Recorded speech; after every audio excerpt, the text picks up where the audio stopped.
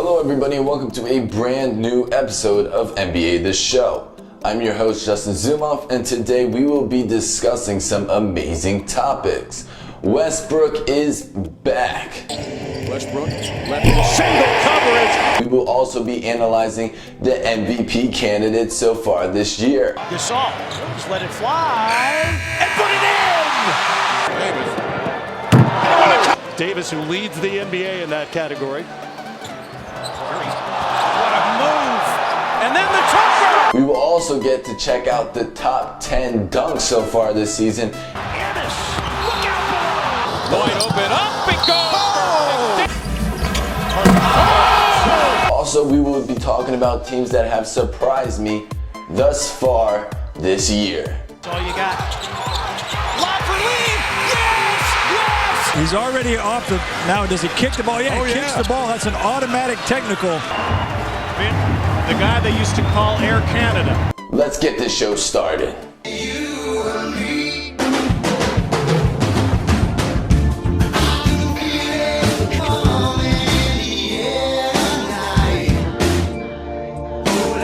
Westbrook is back, ladies and gentlemen. When Westbrook entered the floor, the crowd went nuts. Westbrook gave fans exactly what they wanted to see from him, and the Thunder, an amazing performance, scoring 32 points on his first night back after breaking his hand. Westbrook and the Thunder destroyed the New York Knicks 105-78 on Friday night. Westbrook was able to knock down 12 of his 17 shots, attempted knocking 3 from 4 from downtown.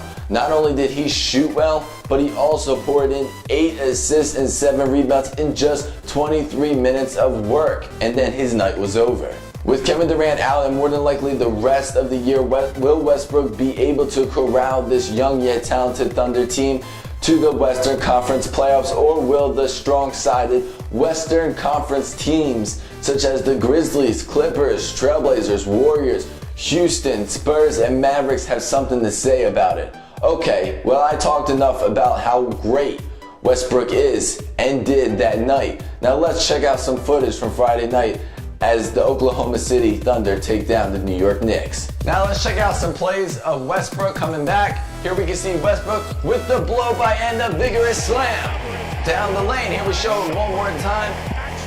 And he just blows by his jumper like there's no tomorrow. Here's the easy layup, get into the lane. We can see his hand, there's no issues there.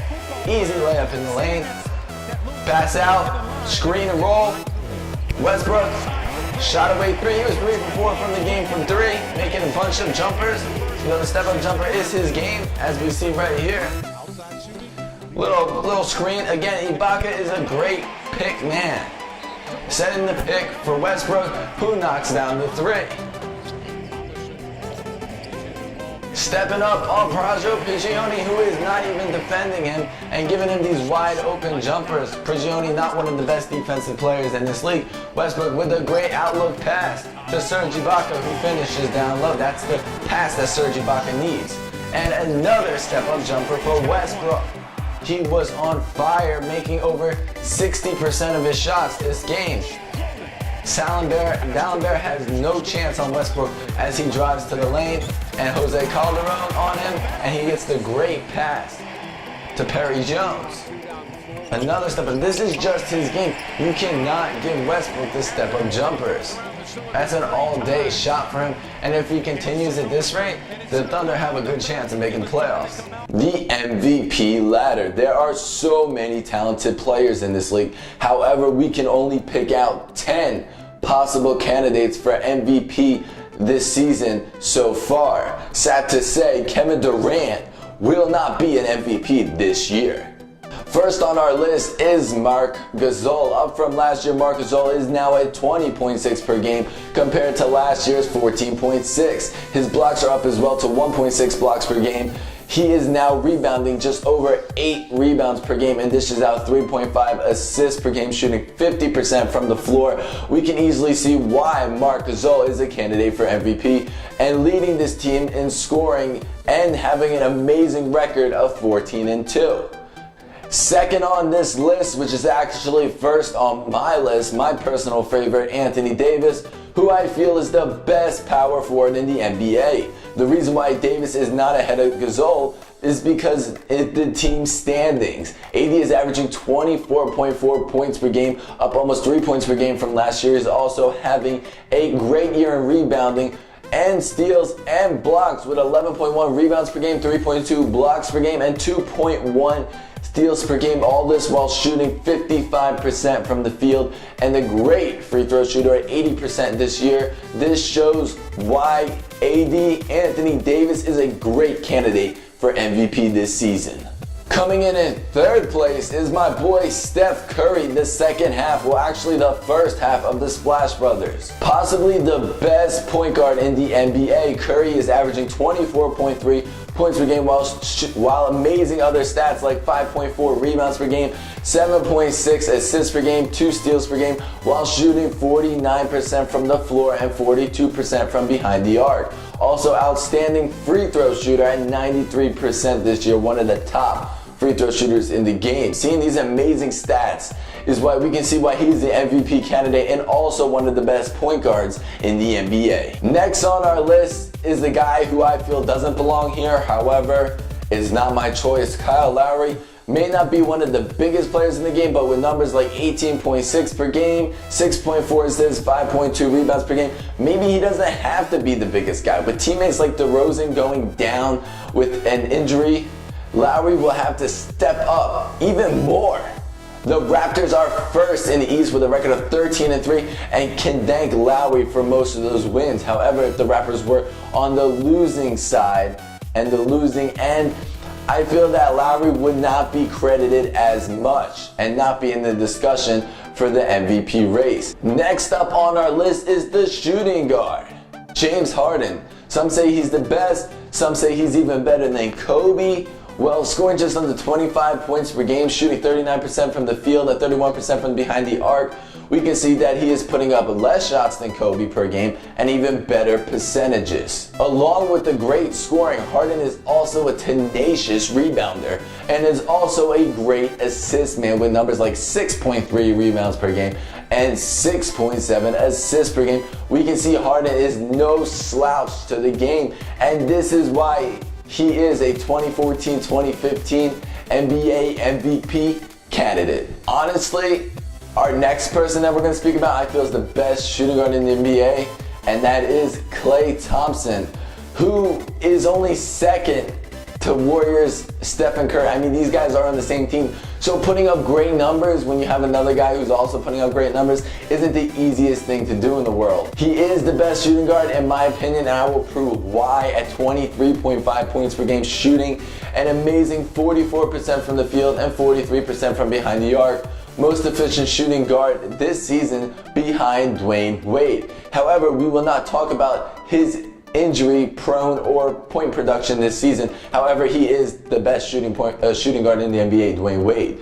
Back to Thompson we go with 3.6 rebounds per game and 3.3 assists per game.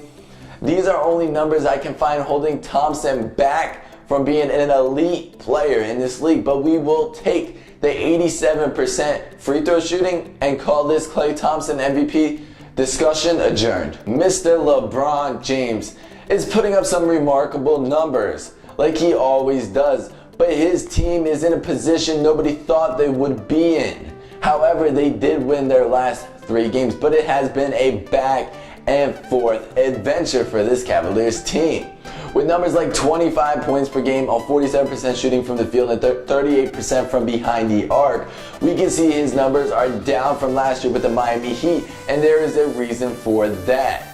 He is not getting the looks or the ball as much as he did with the Miami Heat. His rebounding and assist numbers are still there at 6.1 rebounds per game and 7.2 assists per game. He is now playing a great passing role this year.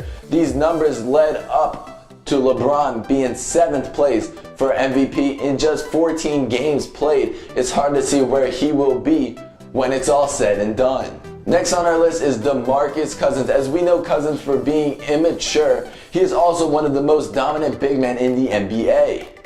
Sure, his team is not doing well, but his numbers are not slacking in any area this year. Scoring an amazing 23.5 points per game and only attempting 16 shots per game is more than efficient shooting while he is shooting 51% from the field. He is also one of the best rebounders in the game at 12.6 rebounds per game.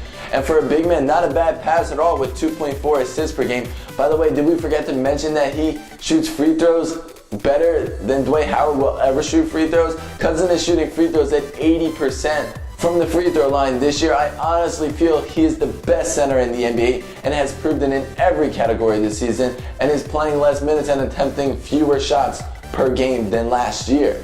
Coming in 8th place is LA LaMarcus Aldridge. We understand how some players can average great stats in a lot of categories because they are only the real superstar on their team. However, LaMarcus Aldridge has right beside him point guard Damian Lillard. Aldridge is in the discussion because they're on an 8-game win streak before the loss to the Memphis Grizzlies the other night.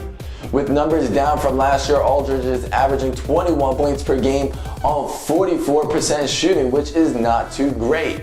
While rebounding just 9.2 rebounds per game compared to last year's 11.1, we can see and ask ourselves if he's really deserving to be called an MVP candidate. However, an interesting stat is he made 50% of his three-point shots this year, making 8 out of his first 16 threes. Is he a candidate in your books? Let me know in the comments below. Last but not least is my man Jimmy Butler. With injuries, Butler is looking at max minutes, almost 40 minutes per game this year. If Jimmy continues at this rate, he has my personal vote for most improved player of the year, averaging over 8 points per game more this year and increased in every stat from last year. However, this conversation is for another show. Scoring 21 points per game this season, averaging 5.9 rebounds and 3 assists per game, he is one of the best shooting guards in the NBA behind Klay Thompson, Kobe Bryant, and James Harden. Not only is he a great scorer, he is a great shooting guard at 49% from the floor, which is outstanding. I didn't even realize his stats until I wrote my script. That's a shame on me, guys. I apologize. However, only shooting 30% from behind the arc, I will take back my apology and put Klay Thompson back as the best shooting guard so far this year in the NBA. But Butler can keep his most improved player award for this season. And thanks for listening to the top 10 MVP candidates officially rated by the NBA. Not myself, my list would be a little different. Next up on our list is the top 10 dunks of the year thus far. Let's move on up. Here we see James Ennis running down the floor for the slam. On the Wizards, this was the first game of the season, and rookie James Ennis comes out with a vengeance. And Norris Cole's like, let's see that one more time. There we go. James Ennis. That's what it's all about, ladies and gentlemen. Coming in at number 9, as we can see, the pass off with the alley-oop. KJ McDaniels with the slam. Oh my goodness. Great. Oh, on the Orlando Magic, KJ McDaniels. Number 7, the steal by Jeff Green. Not the fastest guy in the world, but he will throw it down on you. Let's check that out one more time. Jeff Green with the slam. Ty Lawson with the handoff and the steal. Pass off. Here we go, Wesley Johnson with the throwdown. Check it out one more time, guys. Wesley Johnson with the two-handed throwdown slam. Coming in at number 6 is James Harden. Right over Baines for the dunk. The beard's gone wild. Let's check it out one more time. Here we go. Coming in at number 5 is the dunk. Oh my goodness. Look at that. And his mom wasn't even watching. That was the funny part. Oh, I missed it. The rookie can dunk and get up there with the rest of them. Let's check out number 4. Klay Thompson. Little step on. Steve Blake, who can't catch him. And Brook Lopez cannot block him. Klay Thompson with the vigorous throwdown slam on Robin Lopez. Check it out one more time. Jeff Teague takes flight over Jordan Hill of the Lakers. And Kobe bringing back the reverse dunk on Matt Barnes. That is number 2. Let's check that out one more time as 36-year-old Kobe Bryant blows by Matt Barnes for the slam. Reverse style. Coming in at number 1 is your boy DeAndre Jordan. DeAndre Jordan is so athletic. Look how high he gets. Not even Kaman can get up there with him as he throws down the 2-hand alley-oop dunk from Chris Paul.